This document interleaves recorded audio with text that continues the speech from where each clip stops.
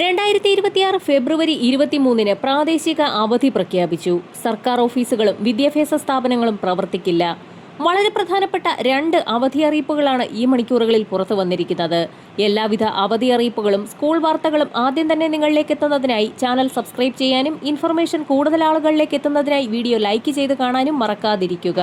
ആദ്യത്തെ പ്രധാന അവധി അറിയിപ്പ് ചെട്ടികുളങ്ങര ദേവീക്ഷേത്രത്തിലെ കുംഭഭരണി മഹോത്സവത്തോടനുബന്ധിച്ച് ഫെബ്രുവരി 23 തിങ്കളാഴ്ച ആലപ്പുഴ ജില്ലയിലെ മാവേലിക്കര, കാർത്തികപ്പള്ളി താലൂക്കുകളിലെ എല്ലാ സർക്കാർ ഓഫീസുകൾക്കും വിദ്യാഭ്യാസ സ്ഥാപനങ്ങൾക്കും പ്രാദേശിക അവധി പ്രഖ്യാപിച്ചു.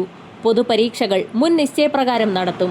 രണ്ടാമത്തെ പ്രധാന അവധി അറിയിപ്പ് ആറ്റുകാൽ പൊങ്കാല മഹോത്സവത്തോടനുബന്ധിച്ച് തിരുവനന്തപുരം ജില്ലയിലെ എല്ലാ വിദ്യാഭ്യാസ സ്ഥാപനങ്ങൾക്കും സർക്കാർ, അർദ്ധ സർക്കാർ സ്ഥാപനങ്ങൾക്കും അവധി പ്രഖ്യാപിച്ചു എന്നുള്ളതാണ്.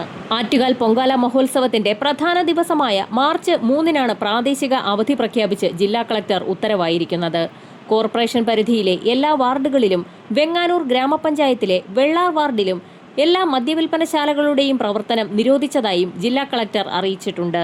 പൊങ്കാലയുടെ തലേ ദിവസമായ മാർച്ച് 2 വൈകിട്ട് 6 മുതൽ പൊങ്കാല ദിവസമായ മാർച്ച് 3-ന് വൈകിട്ട് 6 വരെയാണ് മദ്യനിരോധനം ഏർപ്പെടുത്തിയിരിക്കുന്നത്.